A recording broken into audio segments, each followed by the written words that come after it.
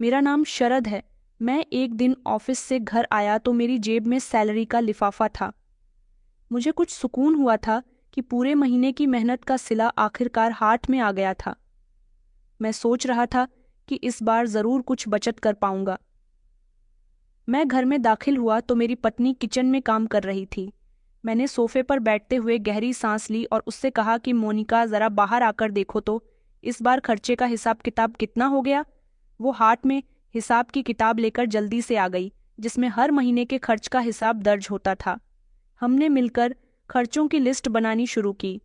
किराया, राशन, बच्चों के स्कूल की फीस, दवाइयों का खर्च और बाकी छोटे मोटे खर्चे। मुझे फिक्र होने लगी थी। मैंने मोनिका से कहा, मोनिका, मुझे लगता है कि इस बार भी कुछ नहीं बचेगा।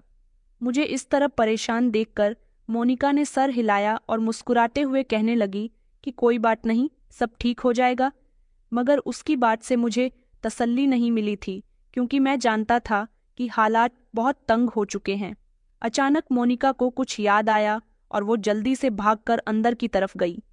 मैंने हैरानी से उसे भागते हुए देखा तो कुछ ही देर बाद वो वापस आई तो उसके हाथ में एक सफेद रंग का कागज था।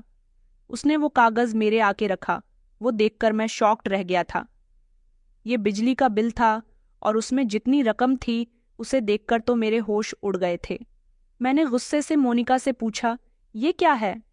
बिल इतना ज्यादा क्यों आया है? क्या चला रही हो तुम? मोनिका ने नजर झुका ली और धीमी इसी आवाज में कहने लगी कि आप जानते तो हो कि बच्चों को टीवी देखना कितना पसंद है। सारा दिन बच्चे घर में ही रहते हैं, बार बार मुझे टीवी खोलने की जिद करते हैं, तो मजबूरन मुझे टीवी खोलना ही पड़ता है। और कपड़े धोने के लिए भी एक दो बार मशीन लगा ली थी। आपको पता तो है कि सर्दियों के कपड़े कितने हैवी होते हैं, हाथ से नहीं धुलते। मोनिका की बात सुनकर मेरा सब्र खत्म हो चुका था।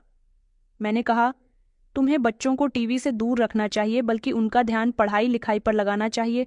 और मैंने तुमसे कहा था कि वॉशिंग मशीन सिर्फ महीने में 2 बार ही इस्तेमाल किया करो। तुम्हें पता है कि ये बिजली का बिल कितना ज्यादा है? मेरी एक महीने की सैलरी से भी ज्यादा आया है। क्या तुम्हें नहीं पता कि मैं किस हालात से गुजर रहा हूं? मोनिका कहने लगी कि इसमें मेरी क्या गलती है? टीवी के लिए बच्चे जिद करते हैं और सर्दियों में मैं अगर हाथ से कपड़े धोने लगी तो मैं बीमार हो जाऊंगी। मैंने कहा, तो क्या अब मैं इस बिल को जमा करने के लिए उधार पकड़ लूं? मैंने गुस्से से कहा, मोनिका, अब ज्यादा फालतू बिजली इस्तेमाल नहीं होगी। खबरदार, जो अब तुमने बच्चों को टीवी खोलकर दिया तो, या फिर वॉशिंग मशीन का इस्तेमाल किया, और घर में लाइट भी सिर्फ एक ही ऑन करना, मोटर भी सिर्फ दिन में एक ही बार चलना चाहिए। मोनिका की आंखों में नमी आ गई, मगर वो भी चुप सुन रही थी और कहने लगी, तो फिर बताइए, ठंडे पानी से कैसे कपड़े धोऊं? सर्दी से पानी भी बहुत ठंडा आता है। ऊपर से हाथ से कपड़ों को धोना, मेरे शरीर की तो जान ही निकल जाती है। और ये बात आप आराम से भी तो कह सकते हैं। इतना चिल्लाने की क्या जरूरत है? मैंने गुस्से से कहा कि जब पूरे महीने की सैलरी बिल जमा करने में ही निकल जाएगी तो मैं आराम से कैसे बात करूं? मोनिका, तो मैं ये समझना होगा कि हम किस हाल में हैं। फिजूल खर्ची करना बंद करो, वरना क्या? मोनिका ने पहली बार मेरी बात काट कर कहा था। आपको तो हमेशा बस अपनी ही परेशानी नजर आती है। मेरी तकलीफ के बारे में आपने कभी सोचा ही नहीं। ये घर भी तो मैं ही संभालना हूँ, बच्चों की देखभाल, खाने पीने का इंतजाम, हर चीज। और आप कहते हो कि मुझे घर का खर्च देखभाल कर करना चाहिए। मैंने कहा, हाँ, मैं यही कह रहा हूँ। मैंने अपने बच्चों को देखते हुए जवाब दिया। मैंने कहा, मेरे पास बहुत कम पैसे हैं। इन कम पैसों में ही तुम्हें घर का गुजारा करना होगा। बिजली भी सोच समझकर इस्तेमाल करनी होगी। अभी मुझे बच्चों की ट्यूशन और स्कूल की फीस भी जमा करनी है। आगे से कभी दोबारा ये बिल इतना महंगा नहीं आना चाहिए। हम दोनों अपनी अपनी जिद पर डटे हुए थे। मैं जानता था कि हालात सख्त है, लेकिन मोनिका की बात भी अपनी जगह ठीक थी। मगर उस समय गुस्से और परेशानी की वजह से मैंने सिर्फ एक बात दोहराई, घर का खर्चा कम करो। मैंने बचपन से ही गरीबी देखी थी, ऐसी गरीबी जो खुददारी के साथ जीने की मजबूरी थी। मुझे याद है, जब मैं सुबह सवेरे अपने माता पिता के साथ बाजार जाया करता था, वो अपनी आमदनी के हद के साथ ही घर के लिए खरीदारी करने की कोशिश करते थे। मैं कभी कभी उनके चेहरे पर ऐसी बेबसी देखता था कि दिल खून के आंसू रोता था, लेकिन वो हमेशा हमें यकीन दिलाया करते थे कि हालात बदल जाएंगे, मगर हालात कभी नहीं बदले। एक दिन स्कूल से आकर मैंने अपनी माँ से कहा, माँ, आज खाने में क्या बनाया है? तो माँ ने मुस्कुराकर मेरे बालों को प्यार से सहलाते हुए कहा कि बेटा, आज सिर्फ दाल है, घर में यही था, लेकिन मैंने इसे इतना टेस्टी बनाया है कि तुम्हारा दिल खुश हो जाएगा। मैंने जिद करते हुए माँ से कहा, लेकिन माँ, मैं दाल के साथ चावल भी खाना चाहता हूँ। माँ ने थोड़ा सा हिचकिचाते हुए जवाब दिया, बेटा, आज तो चावल नहीं बने हैं, लेकिन मैं वादा करती हूँ कि तुम्हारे लिए चावल भी बना दूंगी। अगले दिन जब मैं स्कूल से वापस आया तो माँ चूल्हे के पास बैठी हुई थी और बार बार अपने सर पर हाथ रख रही थी। मैंने हैरानी से अपनी माँ को देखा और उनसे पूछा कि माँ, क्या हुआ है, आप ठीक तो हैं ना? माँ ने परेशान होकर कहा कि बेटा, हाँ बेटा, मैं ठीक हूँ। मैंने कहा, माँ, आपने आज चावल बनाने का वादा किया था, चावल बनाए हैं या नहीं? माँ ने हंसकर जवाब दिया, हाँ बेटा, मैंने अपना वादा पूरा किया है, जाकर देख लो। अगले कुछ दिनों में माँ की तबीयत कुछ ज्यादा ही खराब रहने लगी थी। वो हमेशा काम करते करते रुक जाती थी और अपना सर पकड़कर बैठ जाती थी। कुछ समय के बाद जब माँ की तबीयत लगातार बिगड़ती गई तो पिताजी ने उन्हें डॉक्टर के पास ले जाने का फैसला किया। माँ ने पिताजी से मना भी किया कि सिर्फ मामूली सा ही सर दर्द है, लेकिन पिताजी ने सख्त शब्दों में कहा कि हम सबको तुम्हारी जरूरत है, मैं कोई खतरा मोल नहीं ले सकता, तुम्हारा इलाज होगा। पिताजी की बात पर माँ खामोश हो गई थी और हम सबके साथ माँ डॉक्टर के पास चली गई। डॉक्टर ने माँ का अच्छी तरह से चेकअप किया और कुछ टेस्ट क्लिक कर दिए थे और कहा था कि रिपोर्ट्स आने के बाद ही कुछ कहा जा सकता है। कुछ दिन बाद जब माँ की रिपोर्ट्स आईं तो डॉक्टर ने कहा कि आपकी वाइफ को कैंसर के लक्षण हैं। अभी तो सिर्फ शुरुआत है, लेकिन इनको फौरन इलाज की ज़रूरत है। पिताजी के चेहरे पर जैसे हवाइयाँ उड़ने लगी थीं, वो बहुत परेशान हो गए थे। उन्होंने कहा कि डॉक्टर साहब को ये उम्मीद है कि क्या उनकी बीमारी पूरी तरह से खत्म हो सकती है। डॉक्टर ने आराम से कहा कि उम्मीद तो हमेशा होती है, लेकिन आपको जल्द से जल्द इलाज शुरू करवाना होगा। पिताजी ने कहा कि हम हर तरह से कोशिश करेंगे, लेकिन अंदर से जैसे पिताजी तोड़ चुके थे। घर जाकर पिताजी ने माँ से बात की और माँ ने कहा कि अगर मेरे भाग्य में यही है तो मैं इसे एक्सेप्ट करती हूँ। पिताजी ने माँ से कहा कि इलाज तो करवाना ही होगा, लेकिन माँ कहने लगी कि पैसे कहाँ से आएंगे, ये घर कैसे चलेगा? पिताजी ने जवाब दिया कि तुम फिक्र मत करो, मैं सब कुछ ठीक कर दूंगा। माँ पिताजी की बात पर खामोश रही, मगर उनकी आंखों में एक अजीब सा डर था जो वो हमसे छुपाने की कोशिश कर रही थी। माँ का इलाज शुरू हो गया था। पिताजी ने दिन रात मेहनत करनी शुरू कर दी थी। मैं हमेशा रातों को माँ के पास बैठकर कहता था कि माँ, तुम ठीक हो जाओगी। माँ मुस्कुराकर मेरे सर पर हाथ फेरती और कहती कि हाँ बेटा, मैं ठीक हो जाऊंगी, लेकिन उनकी मुस्कुराहट के पीछे छुपा हुआ दर्द मुझे हमेशा महसूस होता था। माँ का इलाज चलता रहा और हम सभी इस उम्मीद पर रहे कि माँ ठीक हो जाएंगी, लेकिन हमारी उम्मीद पूरी न हुई। एक रात माँ हमेशा हमेशा के लिए हमें छोड़कर चली गई। मैं कमरे के कोने में बैठा था जब मेरी बहन ने आकर कहा कि शरद, अब हम क्या करेंगे? मेरी बहन की आवाज़ में एक अजीब सा डर था, लेकिन मैंने खुद को मजबूत बनाते हुए कहा कि पिताजी है ना, वो हमारा बहुत ख्याल रखेंगे। पिताजी को देखते, जो माँ के जाने के बाद अब खुद सबके लिए खाना पकाया करते थे और फिर काम करने के लिए चले जाते थे। जब हम स्कूल से वापस आते तो काफ़ी समय तक भूखे पेट रहते और पिताजी के घर आने का इंतज़ार किया करते थे। एक दिन ऐसा आया कि पिताजी काम से वापस ही नहीं आए। पिताजी के साथ एक भयानक हादसा हो गया था और हम लावारिस हो गए। उस दिन मैंने अपने बड़े भाई को देखा था जो रोते हुए कह रहा था कि अब हम किसके सहारे जिंदा रहेंगे। मेरी बहन की शादी हमारे रिश्तेदारों ने कम उम्र में ही करवा दी थी और अब घर में हम 2 भाई बचे थे। मेरे बड़े भैया ने मुझसे वादा किया और कहा कि मैं नौकरी करने के लिए दिल्ली जा रहा हूँ। मैंने सिर झुकाकर कहा कि ठीक है भैया, लेकिन मेरे दिल में एक अजीब सा डर था। भैया के जाने के बाद मैं अकेला हो गया था और दिन रात पिताजी के साथ हुए हादसे के बारे में सोचता रहता था कि अगर मैंने काम किया तो मेरे साथ भी ऐसा ही होगा। इसी डर की वजह से मैंने अपनी शिक्षा पर ध्यान दिया ताकि मैं पढ़ लिख कर कोई नौकरी कर सकूं। मेरे पिता एक मजदूर थे और फैक्ट्री में काम करते समय ही उनके साथ हादसा हुआ था। मैं सोचता था कि मैं पिताजी की तरह किसी मशीन के नीचे दबकर मर ना जाऊं। मोनिका हमारे ही मोहल्ले में रहती थी। वो एक अच्छी फैमिली से बिलोंग करती थी। हम दोनों बचपन से ही एक दूसरे को देखते आ रहे थे, लेकिन कभी हम दोनों ने बात नहीं की थी। एक दिन बस स्टॉप पर मुझे चीख सुनाई दी।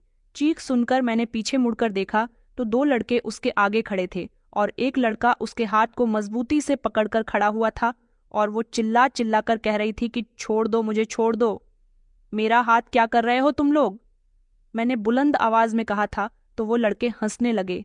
कहने लगे कि तुम्हें क्या है, यहां से चले जाओ वरना तुम्हें हमारी मार खानी पड़ेगी। मैंने गुस्से से अपनी मुट्ठी को बंद किया और कहा कि अगर तुम लोगों ने इस लड़की को नहीं छोड़ा और यहाँ से नहीं गए तो मैं तुम सबका वो हाल करूंगा कि तुम लोग अस्पताल में भर्ती हो जाओगे। उन्होंने मेरी आवाज में गुस्सा महसूस किया और हिचकिचाते हुए कहा कि ठीक है, हम जा रहे हैं। मोनिका ने डरते हुए मेरी तरफ देखा और कहा, थैंक यू शरद, तुमने इन गुंडों से मुझे बचाया। मैंने कहा, मोनिका ये तो मेरा फर्ज था, तुम ठीक हो ना? उसने कहा कि हाँ, लेकिन मैं बहुत डर गई थी। मैंने मोनिका के हाथ में उसका बैग दिया जो जमीन पर गिर गया था और कहा कि चलो, मैं तुम्हें तुम्हारे घर छोड़ देता हूँ। वो कहने लगी कि आप क्यों परेशान हो रहे हो, मैं खुद चली जाऊंगी। मैंने कहा, मोनिका ये जगह अब तुम्हारे लिए ठीक नहीं रही, मैं तुम्हें इस तरह अकेले नहीं जाने दूंगा। उसने इस बात पर कुछ नहीं कहा और मेरी बाइक पर बैठकर मेरे साथ चल दी। सारे रास्ते वो खामोश बैठी रही थी, लेकिन उसकी नज़र बार बार मुझ पर जा रही थी, जैसे वो मुझसे कुछ कहना चाह रही हो, लेकिन उसके शब्द नहीं निकल रहे थे। जब हम घर पहुंचे तो उसने दरवाजे पर रुककर कहा कि शरद, आप बहुत अच्छे हैं, अगर आप नहीं होते तो पता नहीं मेरे साथ क्या होता। मैंने मुस्कुराकर कहा, मोनिका, अगर कभी आपको मेरी मदद की ज़रूरत हो तो आप बेझिझक मुझसे कह सकती हो। उसने हल्की सी स्माइल के साथ कहा, ओके, थैंक यू, और अपने घर के अंदर चली गई। कुछ दिनों के बाद मैं मोहल्ले की एक दुकान पर खड़ा था। जब वहीं पर मोनिका भी आ गई, उसने मुझे देखा और कहने लगी कि कैसे हो आप? मैंने कहा कि ठीक हूँ, आप कैसी हो? तो वो हंसते हुए कहने लगी कि जी मैं भी ठीक हूँ, मैं आपके उस एहसान को कभी नहीं भूल सकती। उस दिन के बाद हमारी मुलाकात हमेशा ही होने लगी थी, कभी रास्ते में तो कभी दुकान पर, और हम दोनों एक दूसरे के बारे में भी जानकारी रखने लगे थे। एक दिन मोनिका ने मुझसे कहा कि आपको पता है, आप बहुत अलग हो। मैंने कहा, अलग मतलब? मोनिका कहने लगी कि जैसे कि आपके अंदर एक हमदर्दी है जो आजकल किसी में नज़र नहीं आती। मैंने हंसते हुए कहा कि मोनिका, ये तुम्हारी नज़रों का कमाल है। वो सीरियस होकर कहने लगी कि शरद, मैं सच कह रही हूँ और शायद यही बात मुझे आपके करीब आने पर मजबूर कर देती है। उस मुलाकात के बाद मैंने महसूस किया कि मोनिका न सिर्फ मुझसे बात करना पसंद करती थी, बल्कि मेरा ख्याल भी रखने लगी थी। एक दिन मोनिका मेरे पास आई और कहने लगी कि शरद, आपके भाई भी चले गए और बहन की भी शादी हो गई है, अब तो आप अकेले रह गए हैं, आपने अपनी ज़िंदगी के बारे में क्या सोचा? मैंने कहा, मोनिका, मैं जब भी ज़िंदगी में आगे बढ़ने की कोशिश करता हूँ तो पता नहीं क्यों मेरी हिम्मत खत्म हो जाती है। बचपन के हादसों ने मुझे बहुत कमज़ोर बना दिया है। मोनिका ने कहा, लेकिन मुझे ऐसा नहीं लगता। मुझे लगता है कि आप तो बहुत स्ट्रांग इंसान हो, क्योंकि जिस तरह आप अकेले होकर भी अपने कैरेक्टर को साफ रखते हो। मुझे लगता है कि आपसे ज़्यादा मजबूत कोई हो ही नहीं सकता। मैंने हैरान होकर कहा कि तुम्हें लगता है कि मैं स्ट्रांग हूँ? वो कहने लगी कि हाँ, क्योंकि मैंने आपको हमेशा एक ऐसे इंसान के रूप में देखा है जो किसी भी मुश्किल से घबराता नहीं है।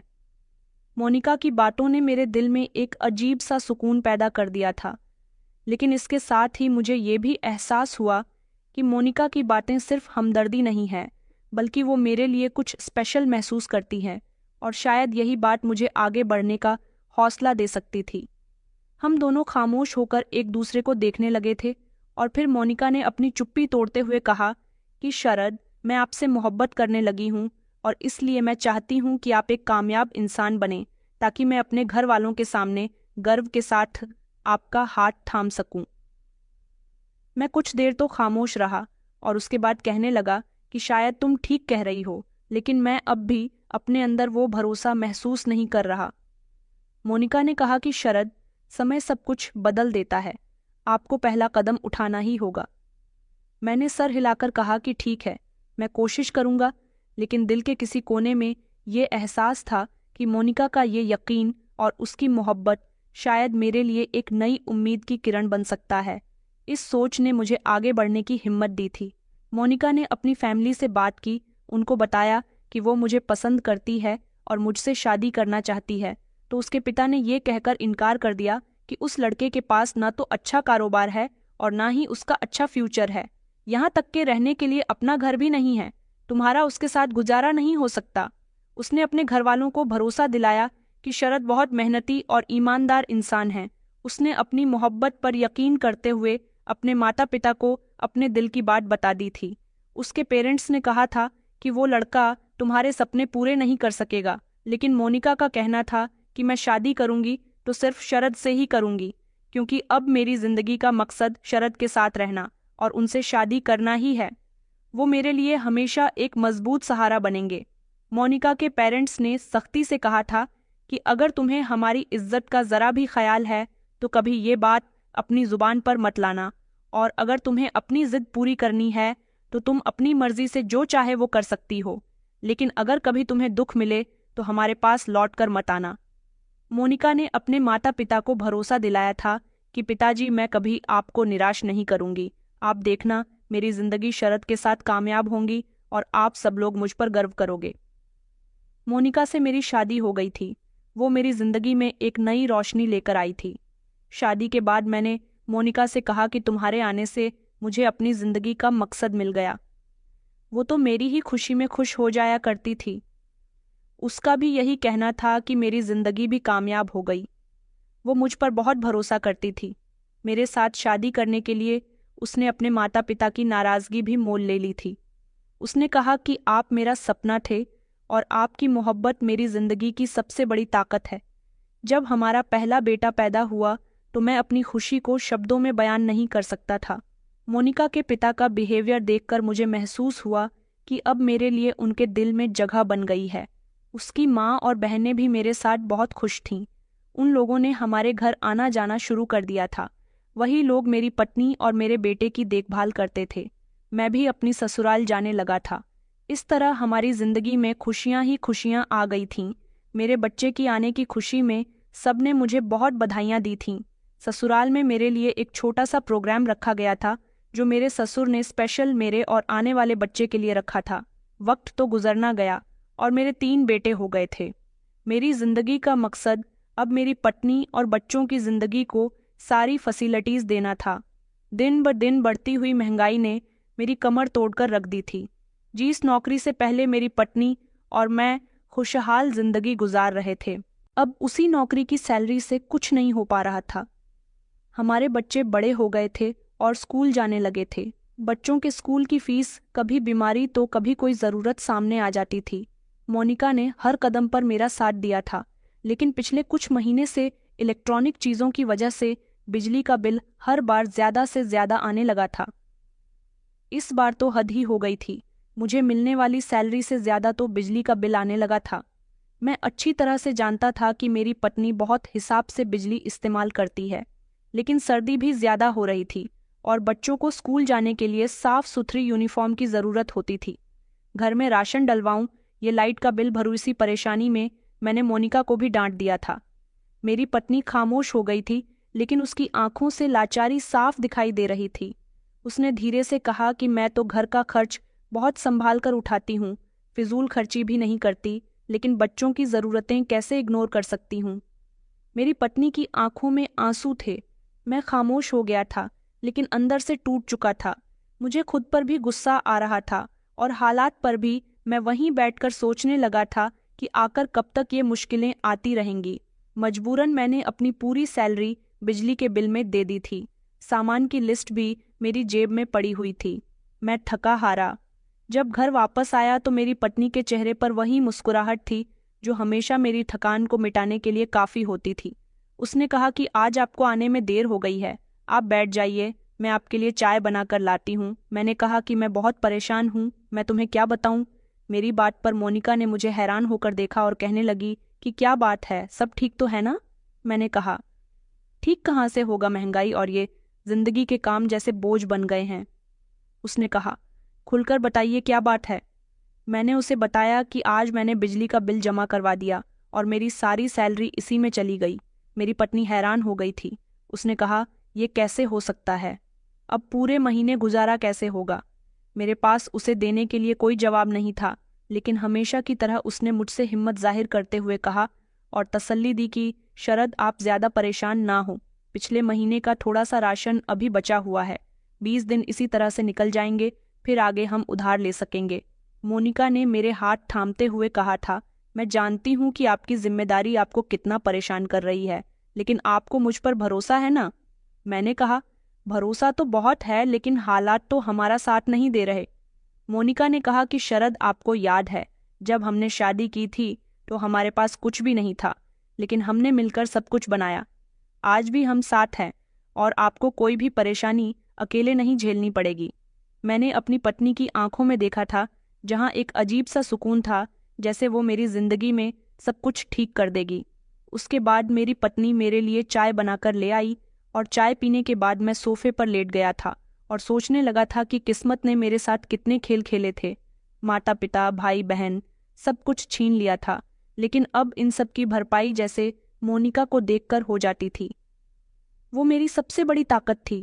मेरी पत्नी के पास हमेशा हर प्रॉब्लम का सल्यूशन होता था। जब मेरी आंख खुली तो मेरी पत्नी मेरे बराबर मैं फिर से मुझसे बातें करने के लिए बैठ गई थी। उसने फिर से मुझे तसल्ली दी और कहने लगी कि सब कुछ ठीक हो जाएगा। मैंने कहा, लेकिन परेशानियां खत्म होने का नाम ही नहीं ले रहीं। मेरी पत्नी कहने लगी कि जिंदगी में परेशानियां तो आती जाती रहती हैं। आप देखना, हम दोनों मिलकर सब कुछ ठीक कर लेंगे। मैंने अपनी पत्नी की तरफ ध्यान से देखा। वो मेरी परेशानी खत्म करने के लिए क्या कुछ नहीं करती थी। बच्चों की देखभाल, घर के काम, मेरी ज़रूरतें बहुत अच्छे से संभालना थीं। ऊपर से मेरी प्रॉब्लम का सल्यूशन भी ढूंढ लेती थी। उस दिन मेरी पत्नी की बातों ने मुझे इतना सुकून दिया था कि मैं हर परेशानी को भूल गया था। सुबह के समय मेरी पत्नी को ढेर सारे काम होते थे। बच्चों को तैयार करना, उनका लंच बनाकर उन्हें स्कूल भेजना और मेरे लिए नाश्ता बनाना और मेरा लंच तैयार करना। यहाँ तक कि घर की साफ सफाई भी वो किसी रोबोट की तरह काम करती थी। मैंने अपनी पत्नी को समझाया था कि अपनी सेहत का भी ख्याल रखा करो। ये कहकर मैं अपने ऑफिस जाने के लिए घर से निकल रहा था, जब मेरी पत्नी ने मुझे दरवाजे पर ही रोक लिया और कहने लगी कि शरद, आज मुझे मम्मी की तरफ छोड़ देना, मैं वहाँ पर थोड़े बहुत काम निपटा लूँगी। सोच रही हूँ कि बिजली के बिल के साथ साथ गैस का बिल भी बहुत आने लगा है। मैंने कल गोभी खरीद ली थी, तो वहीं से ही खाना बनाकर ले आऊँगी और मुझे कपड़े भी धोने हैं। इस महीने वैसे भी बहुत संभल कर गुजारा करना है, तो मम्मी की वॉशिंग मशीन में कपड़े धो लूँगी और प्रेस भी वहीं पर कर लूँगी। मैंने चौंक कर कहा कि तुम्हें क्या ज़रूरत है मायके जाने की? उसने कहा, तो फिर ये सारे काम कैसे होंगे? कपड़े हाथ से धोने पड़ेंगे, जिसमें ज़्यादा समय लगेगा, और सर्दियों के दिन है, धूप भी नहीं निकल रही। मशीन से तो कपड़े सूख भी जाते हैं, कपड़े सूखेंगे भी नहीं और उन पर प्राइस भी नहीं हो पाएगी। इसलिए कहती हूँ कि वहीं पर ये सारे काम कर लूँगी। और बिजली का बिल भी कितना ज़्यादा आ रहा है। अगर मैंने बिजली ज़्यादा इस्तेमाल की तो आपकी पूरी सैलरी फिर से उसी में वेस्ट हो जाएगी। मैंने थोड़ी बेचैनी से कहा कि ये सब तो ठीक है, लेकिन तुम्हारे घर वाले क्या सोचेंगे? मोनिका ने कहा कि वो मेरी फैमिली है, उन्हें हमारी कंडीशन का अच्छे से आइडिया है और वो कभी कुछ गलत नहीं सोचेंगे। मैंने धीमी सी मुस्कान के साथ कहा कि अच्छा ठीक है, चलो मैं तुम्हें छोड़ आता हूँ। बच्चों को मुझे अपने साथ स्कूल छोड़ना था। पहले मैंने मोनिका को उसके घर छोड़ दिया था, उसके बाद बच्चों को स्कूल के लिए लेकर निकल गया था। मैंने मोनिका से कह दिया था कि वापसी में मैं तुम्हें लेने के लिए आ जाऊंगा। ऑफिस जाते समय मैं सारे रास्ते यही सोचता रहा कि जिंदगी कितनी अजीब हो गई है। कभी महंगाई, कभी बिजली का बिल और कभी ज़रूरत की कमी। लेकिन मेरी पत्नी का हौसला हमेशा मुझे हौसला देता था। वो हर परेशानी को अपनी मुस्कुराहट से हल्का कर देती थी। सारा दिन ऑफिस में काम करते हुए मेरे दिल में मोनिका का ख्याल आया। ऑफिस का काम खत्म होते ही मैं सीधा मोनिका के मायके पहुंचा। वहां वो बच्चों के साथ मेरा इंतज़ार कर रही थी। वो मुझे देखकर मुस्कुराई और कहने लगी कि दिन कैसा गुजरा। मैंने कहा कि बहुत अच्छा गुजरा, और तुम्हारी इस मुस्कान से तो मेरी थकान भी उतर गई है। मेरी पत्नी ने जल्दी से गर्म गर्म खाना मेरे आगे रख दिया और कहने लगी, आज मैं घर से ही खाना बनाकर लाई हूँ, आपको आते ही खाना चाहिए, होता है ना आपकी पसंद की। आलू गोभी की सब्जी बनाई है। आलू गोभी की सब्जी मेरे बच्चे भी बहुत शौक से खाते थे। उस दिन के बाद से अब हर दिन मोनिका अपने मायके जाकर घर का कोई न कोई काम निपटा लिया करती थी और साथ ही खाना भी वहीं से बनाकर लाया करती थी। रास्ते से सब्जी खरीद कर ले जाती थी और घर से कपड़े लेकर चली जाती थी, जिनको वो वहीं धोकर प्रेस कर लिया करती थी और नहाना धोना भी वहीं पर कर लिया करती थी। क्योंकि सर्दियों के दिन थे, उसके मायके में गीजर लगा हुआ था। बच्चों को भी वो हीटर में बैठा दिया करती थी। ये सब करना अब उसका रोज का रूटीन बन गया था। मुझे ये सब अच्छा लग रहा था क्योंकि इस महीने मैंने घर में राशन भी नहीं भरा था और इसी बहाने कुछ खर्चा भी बच रहा था। मैं ऑफिस से वापसी पर मोनिका को घर वापस लेकर ही आता था। एक दिन मैं मोनिका को लेने के लिए जा रहा था तो दूर से ही मैंने उसके मायके के घर से किसी जवान लड़के को निकलते हुए देखा। उसकी शक्ल ठीक से तो मैं नहीं देख पाया था, लेकिन इतना जरूर समझ चुका था कि वो उनका कोई रिश्तेदार तो नहीं था, क्योंकि मोनिका के जितने भी रिश्तेदार थे वो यहाँ नहीं रहते थे और मैं सबको ही जानता था। मेरे दिल में खटक सा लगा। मेरे दिल में एक अजीब सी बेचैनी हो गई थी। वो तस्वीर बार बार मेरे दिमाग में घूम रही थी। मेरी पत्नी का मायके में होना और एक अजनबी नौजवान का वहां से निकलना। ये ख्याल मुझे सुकून नहीं लेने दे रहा था, लेकिन मैं अपनी पत्नी पर शक करने के बारे में सोच भी नहीं सकता था। वो औरत जिसने हमेशा हर मोड़ पर मेरा साथ दिया था, सुख दुख में मेरे साथ खड़ी रही थी, उस पर शक करने का ख्याल ही मेरे दिल को परेशान कर रहा था। लेकिन पति होने के नाते ये ख्याल भी मुझे चैन नहीं लेने दे रहा था। मैंने नाश्ता करते हुए अपनी पत्नी से कहा कि मोनिका, आज तुम्हें जो भी काम करना है अपने घर में ही करो। आज तुम्हें मायके जाने की कोई ज़रूरत नहीं है। मोनिका ने हैरान होकर मेरी तरफ देखा और कहने लगी कि शरद, क्या हुआ? सब ठीक तो है ना? आप तो मुझे वहां जाने के लिए कभी मना नहीं करते, तो फिर आज क्या हुआ? मैंने नज़र झुकाकर कहा कि कुछ नहीं मोनिका, बस ऐसे ही दिल नहीं चाह रहा कि तुम बार बार अपने मायके जाया करो। मेरी पत्नी ने चाय का कप टेबल पर रखते हुए कहा कि शरद, ये बार बार की बात नहीं है, सिर्फ इस महीने की बात है। जैसे ही घर के खर्चे में थोड़ी बेहतरी आएगी, मैं यही ही सारे काम कर लिया करूंगी। मैंने थोड़े सख्त शब्दों में कहा कि मोनिका, मैंने कहा ना कि आज तुम घर पर ही रहोगी। मुझे तुम्हारा बार बार तुम्हारे मायके जाना अच्छा नहीं लगता। मोनिका के चेहरे पर मैंने पहली बार नाराजगी का एक्सप्रेशन देखे थे। वो कहने लगी कि शरद, इस वजह से खर्चा भी बच रहा है और मैं कोई ऐश करने के लिए वहां नहीं जाती, अपनी ज़रूरतें पूरी करने के लिए जा रही हूँ। बच्चे भी वहां थोड़ी बहुत देर खेल लेते हैं, माँ के साथ थोड़ी बहुत बातचीत भी हो जाती है और बहनें भी मेरे काम करवा देती हैं। आप मुझ पर गुस्सा क्यों कर रहे हो? मैंने अपने शब्दों को नरम करने की कोशिश की और कहा, बात तो गुस्से की नहीं है, लेकिन लोगों की बातों का क्या पता, लोग क्या सोचते हैं। मोनिका ने मेरी बात काटते हुए कहा कि लोग क्या सोचते हैं, मैंने ये कभी नहीं सोचा। मुझे सिर्फ ये पता है कि मैं आपकी और अपने बच्चों की जिंदगी आसान करने की कोशिश कर रही हूँ, और अगर आपको मेरी यही कोशिश नागवार लग रही है तो मैं क्या कह सकती हूँ? मैंने गहरी सांस लेते हुए कहा, मोनिका, ऐसी बात नहीं है, बस मेरा दिल नहीं मान रहा। मोनिका ने थोड़ा गुस्से से कहा कि शरद, आपका दिल नहीं मान रहा तो मैं क्या करूं? मुझे जाना ही है, क्योंकि मैं यहाँ बैठकर अपना समय बर्बाद नहीं करना चाहती। आप हमेशा कहते हो कि वक्त बहुत कीमती होता है। जहाँ काम करने में कम समय लगे, हमें उसी काम को हमेशा करना चाहिए। मैंने देखा कि मेरी पत्नी आज अपनी बात पर अड़ी हुई थी और मैं उसकी जिद के आगे बेबस हो गया था। मैंने थके हुए शब्दों में कहा कि ठीक है, तुम जाओ, लेकिन ये आखिरी बार होना चाहिए। मेरी पत्नी ने मेरी तरफ देखा और कहा कि शरद, आप मुझ पर भरोसा नहीं करते? क्या मैंने कुछ गलत किया है जो आप मेरे साथ इतनी सख्ती कर रहे हो? मैंने कहा, मोनिका, बात भरोसे की नहीं है। मैं नहीं चाहता कि किसी वजह से हमारे रिश्ते पर कोई बात आए। मोनिका ने नम आंसुओं से कहा कि मेरे लिए आप ही सब कुछ हो और मैं कभी कोई ऐसी वैसी हरकत नहीं कर सकती जिससे आपकी इज्जत या आपका सर नीचा हो। उसके बाद वो बच्चों को तैयार करने लगी और मैं दिल पर पत्थर रखकर खामोश रहा। मोनिका के मायके जाने तक के रास्ते में हम दोनों के बीच खामोशी छाई रही। मैंने दिल में सोचा कि यह खामोशी मोनिका को भी महसूस हो रही होगी, लेकिन उसने एक शब्द भी नहीं कहा। मायके पहुंचकर वो कहने लगी कि शरद शाम को मुझे लेते हुए चले जाना। मैंने बिना कुछ कहे सर हिला दिया था, लेकिन मेरे दिल में ये ख्याल बार बार आ रहा था कि वो अजनबी लड़का कौन था और मोनिका ने आज पहली बार इतनी जिद क्यों की थी। ऑफिस पहुंचकर भी मैं सारा दिन इसी सब के बारे में सोचता रहा था। काम में भी मेरा दिल नहीं लग रहा था। हर समय मैं यही सोचता रहा कि क्या मैं मोनिका से इस बारे में खुलकर बात कर सकता हूँ, क्या खामोश रहूं।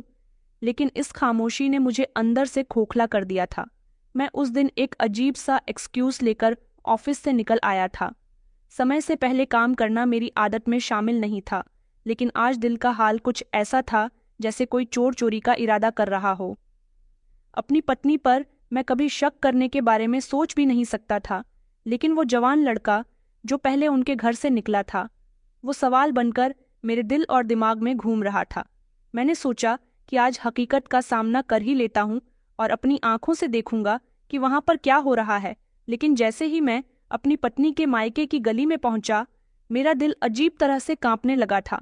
मैंने खुद को समझाने की कोशिश की, शरद के कुछ नहीं होगा, सब कुछ ठीक हो जाएगा, ये सब तुम्हारे दिल और दिमाग का वहम है। लेकिन ये वो मेरी हिम्मत को खत्म करने के लिए काफी था।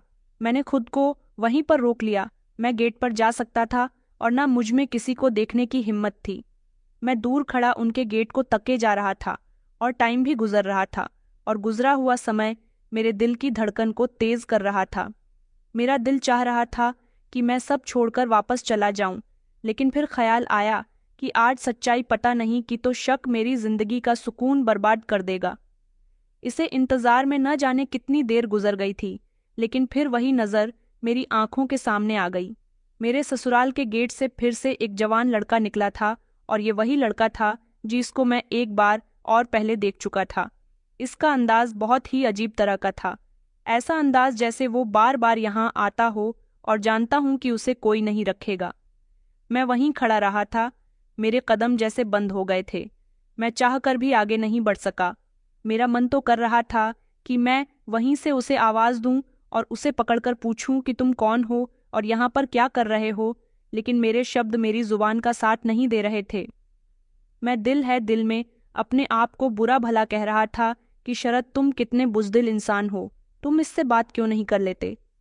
लेकिन मेरे दिल का एक हिस्सा मुझसे कह रहा था कि नहीं शरद, मोनिका तुम्हारी पत्नी है, उस पर शक करना बहुत बड़ा पाप है, और अगर ये सब तुम्हारी सोच का धोखा हुआ तो मोनिका के दिल को कितनी ठेस पहुंचेगी और फिर तुम उसे क्या जवाब दोगे। मैंने वहीं से वापस जाने का फैसला किया, लेकिन जमीन ने मेरे कदम जकड़ लिए थे। आगे बढ़ना मेरे लिए मुश्किल हो रहा था। हर कदम के साथ एक सवाल मेरे दिमाग में उभर रहा था, क्या वो जवान लड़का मेरी पत्नी का जानने वाला था। मेरी पत्नी की बहनें अभी इतनी भी जवान नहीं थीं कि उनका किसी लड़की के साथ कुछ चल रहा होता। अपनी बहनों में सबसे बड़ी और सुंदर मेरी पत्नी ही थी, उससे छोटी दो बहनें थीं। एक का तो रिश्ता लगा हुआ था, जबकि दूसरी वाली अभी बहुत छोटी थी। मगर मेरी पत्नी ने कभी मुझे इस बारे में नहीं बताया, तो क्या वो कोई बात छुपा रही थी। लेकिन मोनिका जैसी औरत जो अपनी जिंदगी के हर फैसले में मेरा साथ देती रही हो, वो क्यों मुझसे कुछ छुपाएगी।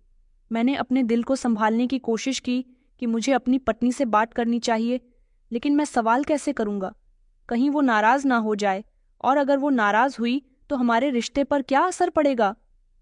मोनिका जैसी औरत को खोना मेरे लिए मौत के बराबर था। मोनिका के साथ वहां से वापसी के रास्ते पर मेरी सोच वहीं की वहीं थी। मेरे दिमाग में जंग चढ़ रही थी और मैं किसी भी अंजाम पर नहीं पहुंच पा रहा था। लेकिन मैंने दिल ही दिल में फैसला किया कि मोनिका के सामने बात करने से पहले मैं इस बात का यकीन करूंगा कि कहीं ये सब मेरा वहम तो नहीं है। जब हम घर पहुंचे तो हमेशा की तरह मेरी पत्नी मेरे सामने मुस्कुराकर आई थी, और आज भी वो मेरे लिए अपने मायके से खाना बनाकर लाई थी। बच्चों को तो उसकी बहन ही खाना खिला दिया करती थी। उसकी मोहब्बत भरी आवाज़ सुनकर मेरे दिल को सुकून आ जाता था, लेकिन आज मेरा मूड और ध्यान कहीं और ही था। वो मेरे चेहरे को देखकर कहने लगी कि आप ठीक तो हो, कुछ परेशान लग रहे हो, ऑफिस में सब ठीक है। मैंने एक लम्हे के लिए खुद को संभालना और कहा कि हाँ सब ठीक है, बस आज काम कुछ ज्यादा था इसीलिए थक गया हूँ। वो कहने लगी कि अब आप हाथ मुंह धो लो, मैं आपके लिए खाना लगा देती हूँ। मैंने चुपचाप उसकी बात मान ली और मेरे दिल में सवाल अभी भी पैदा हो रहे थे। वो खाना लेकर आ गई थी और मेरे सामने बैठ गई। कहने लगी कि आप मुझसे कुछ कहना चाहते हो। मुझसे छुपाने की ज़रूरत नहीं है। मैंने उसकी तरफ देखा। उसके चेहरे पर मासूमियत और मोहब्बत अभी भी थी, जो हमेशा ही नजर आती थी। उसकी तरफ गौर से देख रहा था। मैं उसके चेहरे को देखकर ये आइडिया लगाने की कोशिश कर रहा था, क्या वह मुझसे कुछ छुपाने की कोशिश कर रही है, लेकिन मैं यह समझ नहीं पाया था। ऑफिस में सुबह से ही काम बहुत ज्यादा था। मेरे दिमाग में मेरी पत्नी के रवैये का ख्याल और दिल में शक का बोझ था। मैं कोई फैसला नहीं कर पा रहा था। उसके मायके जाने की जिद और वहां बार बार जाने को कहना मेरे दिल में एक बोझ सा पैदा कर रहा था। किसी उलझन में मैंने सोचा कि आज ऑफिस से जल्दी छुट्टी लेकर अपनी पत्नी से बात कर ही लूंगा, लेकिन बॉस के कैबिन में पहुंचते ही उनका चेहरा देखकर मुझे आइडिया हो गया था कि आज छुट्टी लेना कोई आसान काम नहीं होगा। मैंने बॉस के पास आकर कहा कि आज मेरी तबीयत ठीक नहीं है, क्या मैं जल्दी घर जा सकता हूँ।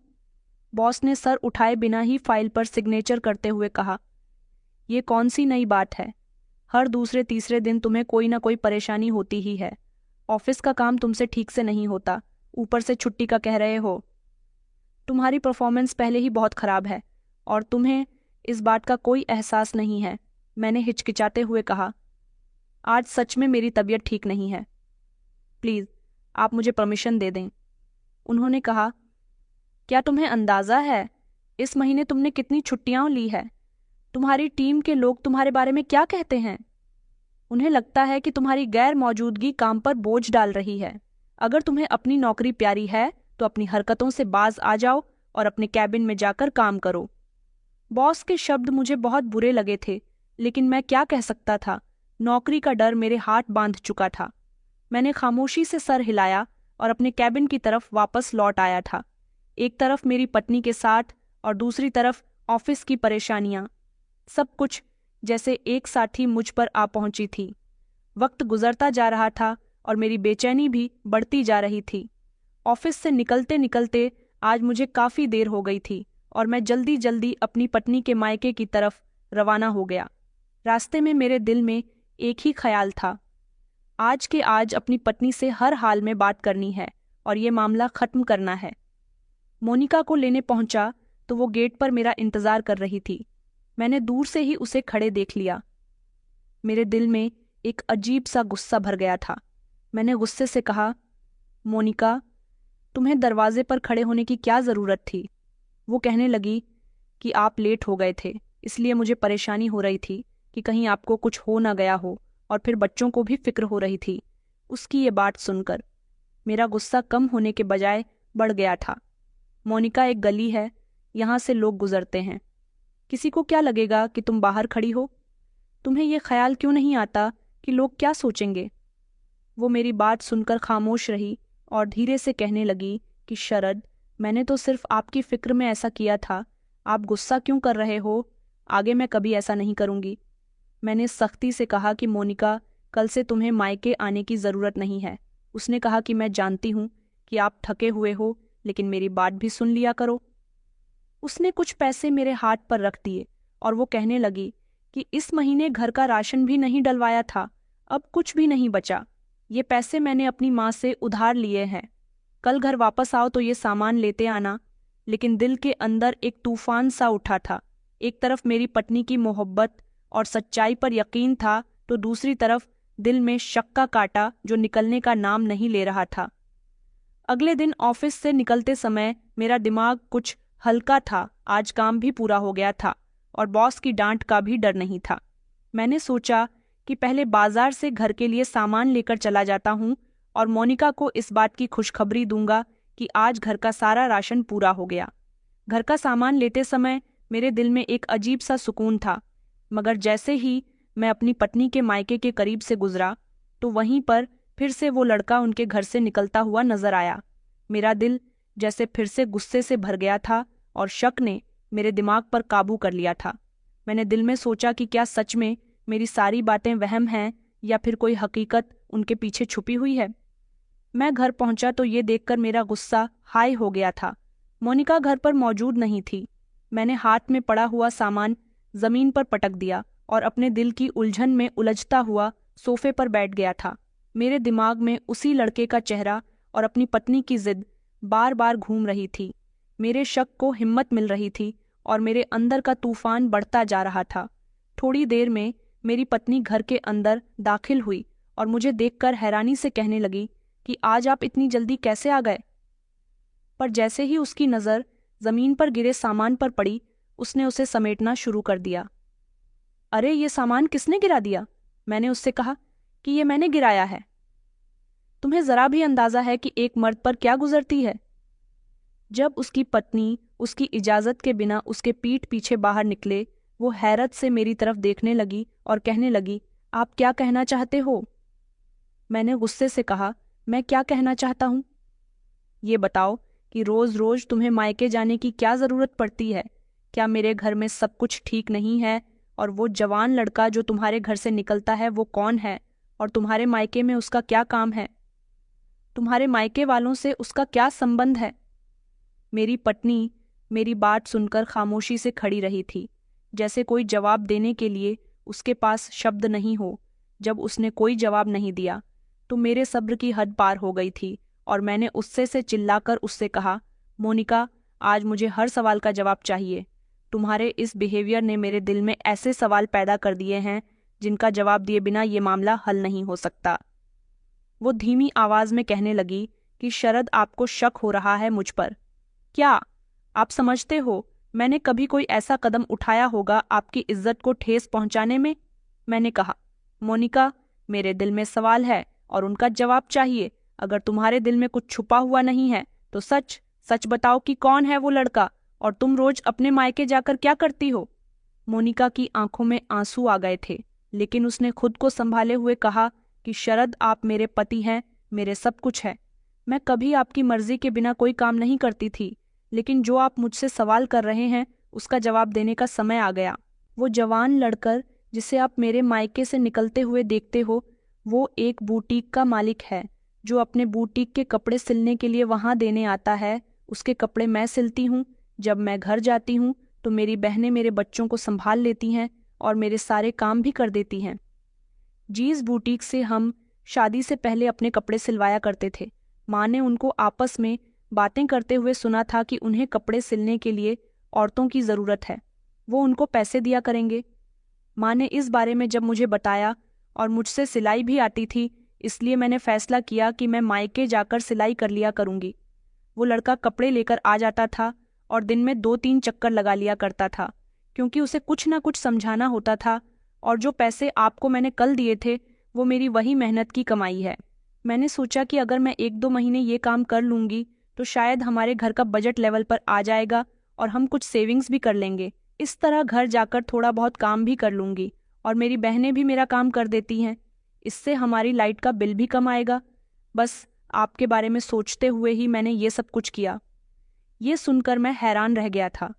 मेरी पत्नी ने कहा कि आपके कंधों पर खर्चों का बोझ कम करने के लिए मैंने ये कदम उठाया था, क्योंकि मैं जानती थी कि अगर मैं आपसे इस बात का जिक्र करूंगी तो आप कभी भी मुझे काम करने की परमिशन नहीं देंगे। मैंने आपसे झूठ नहीं बोला, सिर्फ आपकी हालत को देखते हुए खामोशी जाहिर की। मेरे अंदर जैसे कोई तूफान थम गया था। मेरी पत्नी की बातों ने मेरे दिल में सुकून कर दिया था। मेरे दिल में शर्मिंदगी पैदा हो गई थी। मैंने आगे बढ़कर अपनी पत्नी का हाथ थाम लिया और कहा कि मैं तुमसे माफ़ी मांगना चाहता हूँ। मैंने तुम्हारी नीयत पर शक किया और तुम्हारी फीलिंग्स को तकलीफ पहुंचाई।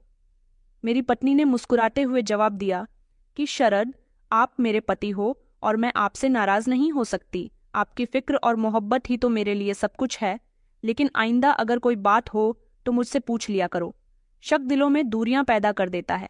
मैंने अपनी पत्नी से वादा किया कि आइंदा मैं कभी तुम पर शक नहीं करूंगा और हमेशा तुम्हारी कुर्बानी को समझने की कोशिश करूंगा। उस दिन मेरे दिल में अपनी पत्नी के लिए मोहब्बत और भी ज्यादा बढ़ गई थी और मुझे यकीन हो गया था कि वो सच में मेरी जिंदगी की सबसे कीमती और ज़रूरी चीज़ है। तो दोस्तों, उम्मीद करती हूँ आपको हमारी कहानी पसंद आई होगी। कहानी पसंद आई है तो वीडियो को लाइक और चैनल को सब्सक्राइब करें। धन्यवाद।